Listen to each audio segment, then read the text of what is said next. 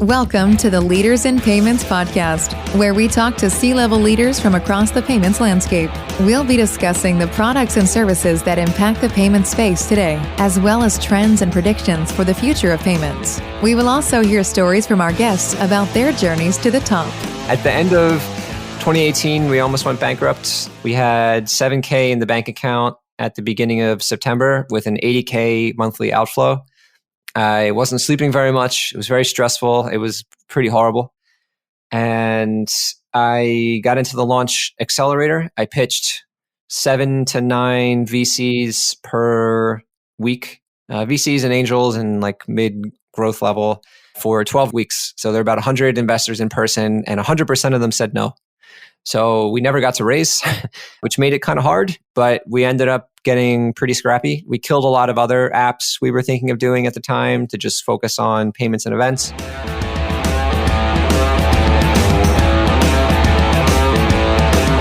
That was Chris Federspiel, the CEO of Blackthornio, and he is our special guest on this episode 165 of the Leaders in Payments podcast, and I'm your host, Greg Myers.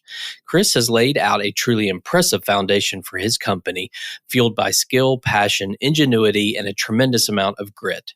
Blackthornio has multiple apps within the Salesforce ecosystem that cater to payments, events, messaging, and commerce. The company started back in 2015.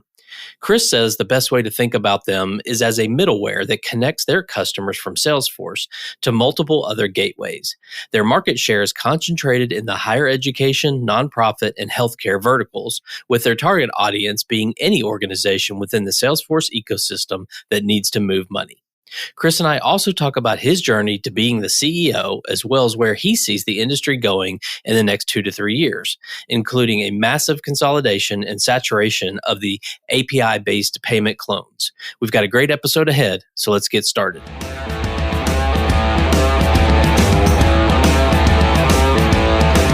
Hi, Chris. Thank you for being here, and welcome to the Leaders in Payments podcast. Yeah, Greg, thanks so much for having me on. Absolutely. So let's dive right in. If you don't mind, tell us a little bit about yourself, maybe where you grew up, where you went to school, where you currently live, just some of those high-level things, and we'll jump into your background and career specifically in a few minutes. Sure. Moved around a bit when I was younger. I grew up outside of Philadelphia in the suburbs, moved to Westchester, New York, then to Central Jersey, school in DC at George Washington. I got my start doing computer stuff when I was in late middle school, early high school, doing some Perl and CGI forms, some website stuff for a nearby internet service provider, and then got into the Salesforce platform in early 2011, which then began my foray into payments. And where are you currently living now? I'm currently in Manhattan, in Union Square. Awesome. Well, let's jump in and talk about the company Blackthornio. Can you tell our audience what the company does? Yes, we have apps on the Salesforce.com platform. So if you go to the AppExchange and you install apps into your Salesforce instance, that's where our applications are. And we focus on processing payments, doing events. So if you think of like Eventbrite or Cvent, but living inside of Salesforce as your registration platform, and also by doing messaging, like text messaging. Which one came first? Payments came first with the intent to do events, because when you do an event, you have to have a checkout. Even free events have a set of checkout logic. So the logic and the payment layer live inside of the payments app. So it looks like they're two different apps, but they really work together. And maybe explain to the audience sort of the Salesforce kind of ecosystem, how it works. If you know, like how many companies have it, kind of give us kind of an overview of the space. Sure. So Salesforce has a little over 20% market share, I believe, of the global CRM, customer relationship management deployment. So for them, I've heard numbers of anywhere between 100,000 and 150,000 businesses or organizations. There's a lot of nonprofits too, using the Salesforce platform. And in the AppExchange, they've now reached 10 million, they call them installs. They're not quite downloads. You just pick an app and it drops into your Salesforce environment. What is sort of the marketing strategy? How do you reach out to these Salesforce users? It's a weird space. So Salesforce made this amazing flexible platform, but there's no guided path. So most companies that buy Salesforce, they use an SI, a system integrator, People are familiar with Deloitte and Accenture, but there's also like Coastal Cloud and Cloud for Good and a lot of these companies that have hundreds of employees to install the applications and configure the applications inside of their environments. These customers tell the system integrators, hey, we want to do payments. Hey, we're interested in doing event registrations outside of Salesforce. And we found this thing on the Salesforce AppExchange, or the partner will say, I would recommend this thing from the Salesforce AppExchange. The needs that we're serving, they're served outside of Salesforce, but once people buy Salesforce, they look to centralize all of their functionality within Salesforce because it all uses the same system of record. Like, Greg, if you take a higher ed, for example, we work with a lot of higher eds. Let's say that you wanted to explore the business school and you went on a tour there. And then the school wanted to send you a text message. And then later down the path, you ended up going to one of their alumni events and you paid for a ticket. All of those interactions with our app stack would all live under Greg. So the reason that these higher ed and Salesforce using organizations look for applications like ours is because it centralizes all the information in one place. And you mentioned higher ed as a vertical. Are there other verticals that you focus on? Yeah, so it's different for the different apps. So with our events app, we focus on higher ed, nonprofits, and healthcare, not on purpose, just because they're the ones that really wanted to use it. So then we ended up targeting them with everything that we built.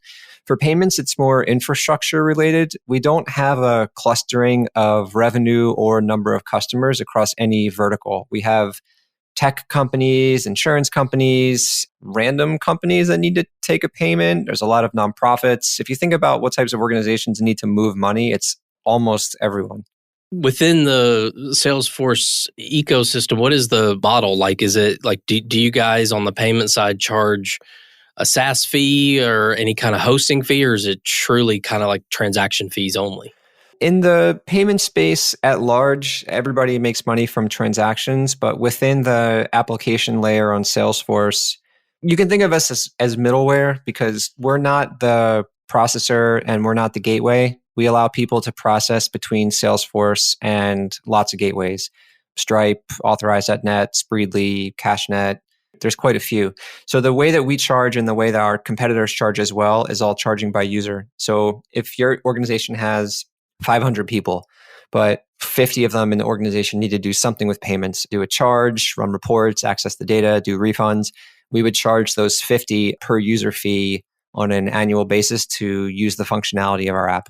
Are you actually onboarding clients or no?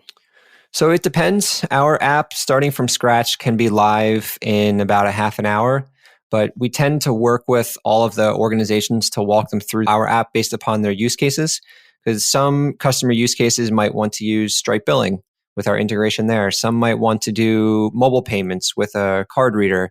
Some might want to build a custom UI within Salesforce that's using our REST API. So we end up having conversations with customers to walk them through their different technical approaches. And then is it limited to certain countries or is it a global solution? We're limited by where Salesforce has a presence and where the gateways support their own either hosting or can take a payment from. So there's some countries that Salesforce doesn't operate in, so we're limited to where they are, but it's most countries in the world. And so today you have those distinct apps. Is the future to build more apps with payments being a kind of centralized component of it? Correct. We have one more app on the way for commerce, which is exactly what you think it is. You create a store and you buy stuff from the store. But we're initially focusing on higher ed and nonprofit where they need to sell courses, either for continuing or executive education. So you list your courses, you add them to a cart, and you do a checkout. And then I'll use our same existing payment rails we have in place. And is subscription, is that a big component of what you do as well? So subscription amongst gateways and general terminology can mean two things. It can be like a gym membership where it's $50 a month and you get an email that says we charge you $50, or it's a donation, $25 a month. And sometimes that's referred to as a subscription. We have that functionality built into the app using our own logic. You can use any of our gateways to work with that logic. And some people use that. Then there's a more structured subscription. If you think of ChargeBee, Zuora, Chargeify, or Stripe Billing, we have that functionality as well. That's like a multi-line invoice, upgrade, downgrade, prorate kind of functionality. So we have customers that are using both different approaches based upon the complexity of their business. And how old is the company? We started August 2015, but we really didn't start making money until mid 2019. We looked a lot more like a services company until then. We still had something like 400K in earlier 2019 of annually recurring revenue of ARR. So 2019 was right before the pandemic. How did things look for you guys during the pandemic? It was interesting. We had about a full year of normalcy. And then when the pandemic hit, we'd never focused on Zoom, WebEx, GoToWebinar integrations. But once it happened, everyone immediately wanted all of those. So we never built something where you could navigate in sessions and do chats like a lot of the big virtual platforms did that really took off. But we also didn't have much attrition. We had, I think, 5 companies that stopped working with us. 3 of them went completely out of business, so we had no control over that. And then 2 completely stopped having events, either virtual or in person. So we actually didn't lose anyone due to functionality of our application. And then we just continued to grow at a 100% year-over-year pace. So we're at almost 9 million ARR now from the 400K-ish beginning of 2019. So COVID was strange. During March, we received no leads. March 2020, I can tell you as someone that pays salaries, that was pretty scary. But I think it's mostly because the world didn't really know what was happening and people didn't know what their next move would be. And then things started to come back after then. Payments continued to sell because you don't have an organization unless you can do charges. And so that really continued. And then events, once people learned that you could do these virtual events using Zoom or other platforms, then they just wanted it integrated and they wanted a really good registration solution because all the webinar platforms with their registrations are really simple. Like you can't do dynamic pricing or dynamic member, non-member visibility. You can't easily do things like custom questions. You can't map the custom questions onto your contact record. There's too much import export. There's a lot of reasons why people wanted to use our app and then couple it with a webinar solution. So as a marketing guy, I'm always interested in trends. Are you seeing more in-person events than you are, with the virtual events? Are you seeing that shift happen? So it's a question I get asked often, and I am always a little embarrassed to say I'm not exactly sure what types of events people are doing.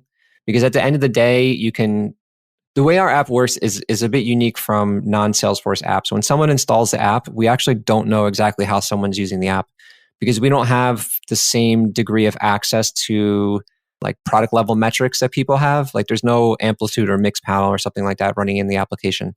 So what happens then is that we get a lot of feedback from people based on requests. So I'll tell you that based upon user requests, we're now again starting to get feature requests for we have an organizer check-in app. You show up at the door, you scan a barcode, you can swipe people in, you can add someone to the registration right from your phone and whatnot. So we started to get more of those feature requests. And now we've started to get a bit more requests for our mobile attendee app that we're building. But we are still getting a lot of the virtual requests where we have this live events module that's coming and there's still a lot of interest there.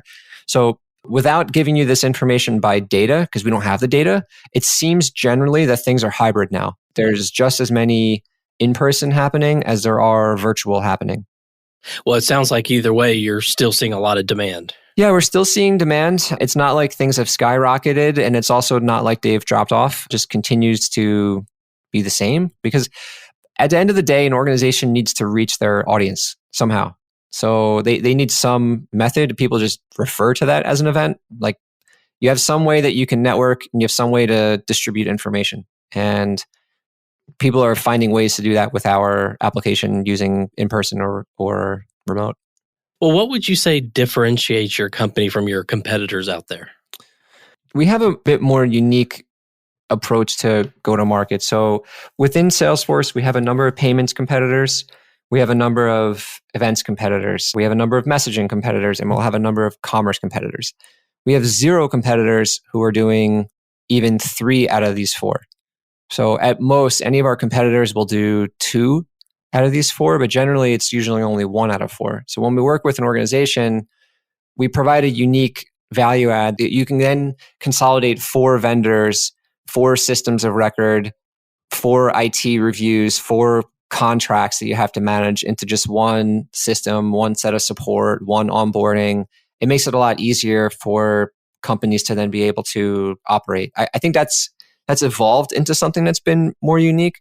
In a Salesforce realm, when you download an app to your phone, you just open it and it's really easy to use. That concept doesn't really exist in enterprise software, but particularly on Salesforce. Things take a very long time to set up and configure. Our goal has been to get all of our apps live in, I would love it to be like 15 minutes. It tends to be 30 minutes to an hour based upon who's setting it up. But most of our competitors take 20 to 40 hours in order to configure and use their application, which is, that's like forever. So something unique about our stuff is that it actually gets going pretty quickly. And we spun up this thing that we call Candy Shop. It's candyshop.blackthorn.io. The concept is to script and automate the install and configuration of the apps to make it even faster. These kind of little things all add up to our competitive advantage, I guess. It's fast to install and configure. We offer multiple apps across the platform, and we're doing them in a way that tends to be a bit easier than the competitors. What about on the service side? Are you the customer service, or does it have to go through some Salesforce kind of thing first? It's a bit subjective and a bit objective. When you build automation on the platform using a flow or an Apex trigger or these unique Salesforce technologies that interact with our application or any app, and you run into a bug, it could be because of logic that someone put in a Salesforce platform feature, like a validation rule that's blocking their thing from happening, but they might think it's our fault because it's interacting with our app, but it ends up being something on the platform. The same thing can happen with us. They'll think it's something weird with Salesforce, but it could be a bug that we're causing. So what tends to happen is that when these support cases come in, we have to log into people's Salesforce environments and then run some kind of tests with them to then see how they're doing the operation, look at any error files and so forth. So the support requests that we get tend to not be very simple. So we refer people to documentation for basic things, of course. But when people start writing automation, it then takes us some time to help them understand if they need to contact Salesforce support or if it's something that's with us. Well, where do you see, and you can answer this sort of in the context of your business and apps that you have, but where do you see the industry heading in the next, say, 2 to 3 years? Consolidation. We've had a number of private equity companies approach us to buy us to do these roll-ups where they buy all these companies that are processing payments and push them to their own payment processor.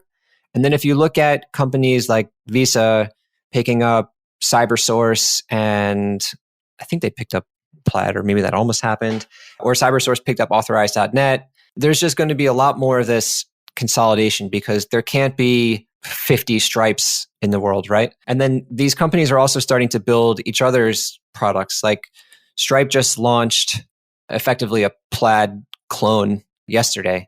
And Square has now started to do enterprise API-based payments, right?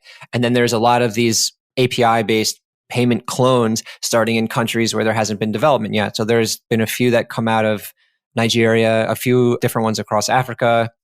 And I think what we're going to just see more of is a lot more of these clone API companies springing up, and then a lot of acquisitions from the bigger ones picking up the smaller ones, like Chase picking up WePay or I think that was the name of it. I think we'll start to see a lot more of this. Then longer term, I think what we'll see is if you look at Uber and Lyft, there used to be Via and 3 other ones. I can't even remember their name now, but now there's just Uber and Lyft. And I think eventually some of the companies will die out, or enough market share will be taken from them. And like the one-click checkouts, right? Like forget what happened with Fast, who knows? But now there's a lot of competition that Bolt has, where Stripe's trying to get into the market, and even Bolt has a few different competitors there too. So there can't be 10 winners.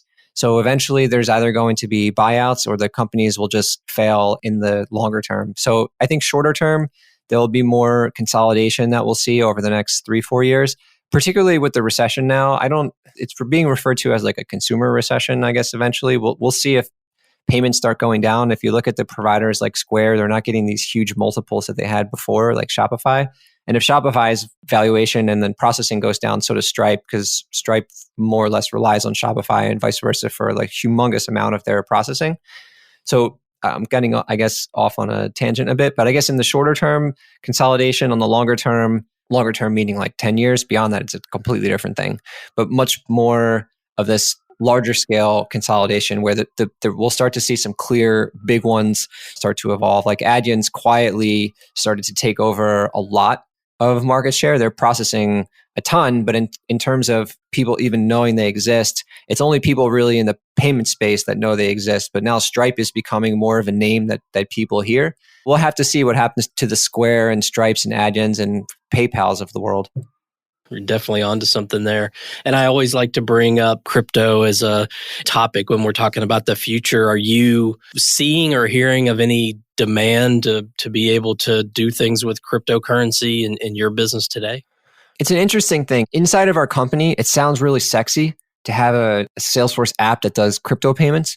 The reality is none of our business customers are doing anything or have any desire to do crypto payments. It's only the ones that work with consumers that want to do the crypto payments, like a nonprofit wanting to take a crypto donation. If we do, there's enough API services to just tie into our Rails. Like the effort to add them in is, 4 months or something. Like it's not some huge build we would have to do. And I think that if the demand gets there's enough API services existing for all of the middleware type companies like ours to wrap them in relatively quickly. But for B2B payments, we haven't seen it at all. Like I don't know of any business owners that I'm friends with that are doing anything with holding any of their funds or accepting funds as crypto, unless they're doing something with a consumer in a particular type of market. Like I don't know of any of us that are working with Central South America where they're starting to get more crypto adoption, but we'll have to see. I personally would love to see more crypto adoption. I think it's a great way to give governments competition. And I think that's a very good thing. And I also would love to see microfinance and microlending try to start internationally and a way to get people funds into countries where it's very hard to do using real cash, instead using very simple smartphone or even text-based Bitcoin or some other type of crypto transaction. I think that would be great to see. I think your sentiment around cryptos is pretty similar to what I've heard is, it's kind of a sexy word and a lot of people think it's cool, but then, you peel the onion back and what's really there, what demand is really there from real customers. Mm-hmm. I think that's sort of the challenge a lot of people have run into, I think. Yep, exactly. Well, let's switch gears a little bit, if you don't mind, and talk about you. So tell us about your journey, maybe from where you mentioned in your early days starting and until your role today as the CEO there. Sure. When I was young, I wrote code and I was never good at it. I always got really frustrated when I hit bugs, and my friends were better at coming up with algorithms and doing things with many less lines of code.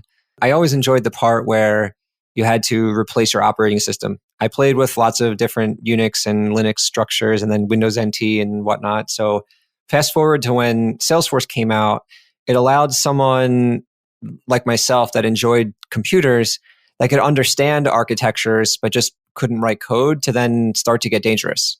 So Salesforce allows you to write database schemas with your mouse. And you could say it's sort of cheating and it's not really developing. But if you think about how an architecture needs to occur, that happens without having to write code. Unless you have a good plan, you can't write code without that occurring. So in early 2011, I got a job at Internet Creations, and I started by selling and by doing the work after I sold. So I was selling their Salesforce.com apps, which were for support departments to process inbound emails that would create cases. And then they would do a lot of logic around what would happen when the case is created. And we had to implement the application for some pretty big companies, like for Honeywell and for Carfax, and a lot of pretty big deployments then. And they got really complicated based upon if you wanted to calculate on business rules, or if you wanted to route the cases to different users, or if you had different response rules, or what was happening when you stripped the headers of the email. And there were just a lot of interesting tech or computer concepts that didn't involve writing code. And it just became addictive to me. And I loved the platform and getting the inside out of it. And I was there for 2 years. I went to Silverline and did selling there, but I was always more on the scoping side of the project rather than on the sales. I was there for a year and a half. Then I started my own consulting company, and I figured if I could sell 10K of projects a month, I can cover all my expenses and be happy and on my way. And it started to take off and partner with another guy, hired a bunch of people. And I was just delivering all the projects that I sold. And eventually the opportunity came along to do a product company where implementing these other payments apps, I saw some gaps in the space of things I wanted to do differently. At the time, there was also no Stripe integration. So we started working on this Stripe integration application and thinking about how to make it really easy based upon other stuff out there we've seen. And that ended up being the first thing that we released. And we ran with that for the first 2.5 years, 3 years, until we eventually launched the events application. So you have co-founders there in that business with you? I had co-founders until mid 2018. Then we parted ways, and now it's just me running the company. Have you taken any investment money? I tried. At the end of 2018, we almost went bankrupt. We had 7K in the bank account at the beginning of September with an 80K monthly outflow. I wasn't sleeping very much. It was very stressful. It was pretty horrible. And I got into the launch accelerator. I pitched 7 to 9 VCs per week, VCs and angels and like mid growth level for 12 weeks. So there are about 100 investors in person, and 100% of them said no. So we never got to raise, which made it kind of hard, but we ended up getting pretty scrappy. We killed a lot of other apps we were thinking of doing at the time to just focus on payments and events. And we found that events was the one that people were most willing to pay for, and it provided us a vertical to go after. Payments in itself is pretty hard because it is a infrastructure play. It's hard to target a specific vertical with a go-to-market versus doing events. If you can put all of your marketing towards one particular vertical and one use case, then it ends up being a bit easier. So fast forward to now, we still haven't done any kind of VC raise. I have 68% of the company. Employees have 20% of the company. And then some early friends and family helped us out when we almost died. Well, you have a little bit of a unique story in that you haven't raised money, but it's not a bad one, that's for sure. I'll say this, if I ever do another software company, I'm definitely raising money because or at least trying to again, because the stress of not having money is pretty horrible. It's really a pretty terrible stress. Different people deal with situations, on their own terms, and emotionally, when there's a bank account with not that much money and I have to pay salaries, it was really painful. But you made it through. Here we are. Awesome. So what are some things you're passionate about? So maybe one work-related passion and one personal passion. With work, I love trying to make existing things better. This concept of how to use our events app, for example, our payments app is very technical. People that come to it, they're admins, they know how to automate stuff. Our event users are coming from Eventbrite, and they don't really know how to use Salesforce. An initial event wizard that missed the mark. It functionally works fine, but it didn't get great adoption. So now we scrapped it, and we have a new one coming out in a few months. And that's been fun to try to figure out what the new dynamics are. Personally, I was very fortunate, just got a lake house, something I wanted for like 10 years. And I spend the majority of my time riding my bicycle up there. So I'm very into triathlon stuff. I do a lot of running, swimming, biking, dividing up my time with my fiance and the triathlon. That ends up being the bulk of my life. I always like to ask this last question to get different people's opinions, but as you know, payments has been pretty hot topic. Add fintech in there. Many years ago, it wasn't. It was, the bricks on the table, swiping cards, and now obviously it's much, much different than that. So, kids coming out of college these days can look at the fintech or payment space and say, hey, there's a lot of cool companies to work for. I think I'm going to go into this industry and try to build a career. What kind of advice would you give someone coming out of college, looking at maybe their first job or maybe transferring from another company into this space? What would you tell them they should do to be successful? I really like this company, Replit, that helps you to do a lot of things, but I think of them as like a Google Docs for writing code. Like multiple people can work on writing your code together. It has autocomplete. It has advanced testing. It has all these different things, right? And there's something like 10 million users that are using Replit. You can say that you have to go to high school and get a general education, and then the first 2 years of college are still a bit of a general education before you pick what you want to do. And I would say for anyone that wants to go into payments, you need to learn as much about computers as you can before going into something like payments. And that doesn't mean to become a developer. It means to at least just understand development concepts. And Replit is giving a path for a lot of people to do that. But then you also have to be a bit forward or future thinking because, as you said, if payments were brick and mortar before and now they're happening via API, what's going to be after that? So try to pick, if you're joining a company, try to pick a company that you think is doing things differently and moving very fast. It's a space that's evolving very, very quickly. Every 2 or so years, it seems like there's something brand new that needs to be modeled, and most companies are getting left behind. I think eventually something needs to change with the monetary system, which would be the new change in how payments get processed. Could be something crypto related. I'm not quite sure what it would be, but the way that it's occurring, and I think looking at the trends, I would say try to understand computers and writing some basic code first. Take a look at all the different payment companies that are out there, not just one that might give you a job offer, and see which one that you think has some lasting power. Or if you just want to do something for a year, it's quite easy to switch between companies now. There's some overwhelming number of job openings and such a small market of people that understand this space at all. Yeah, I love the way you framed that. It's kind of like, not too long ago it was brick and mortar and now it's all API, but what's next, right? So if you go learn about what there is today, like you said, in a couple of years, it's going to be something totally different. So I really like the way you framed that. That's really an interesting way to look at it. Yeah, thanks. I mean, everything has some degree of shift. Every 20 years, the technology behind something completely changes. So we'll see what occurs. I mean, these API-based things, minimally, there's 5 more years of how this thing is happening now. It's just being way too heavily and massively adopted right now, and it's still just continuing to grow really fast. But then after that, we'll just have to see.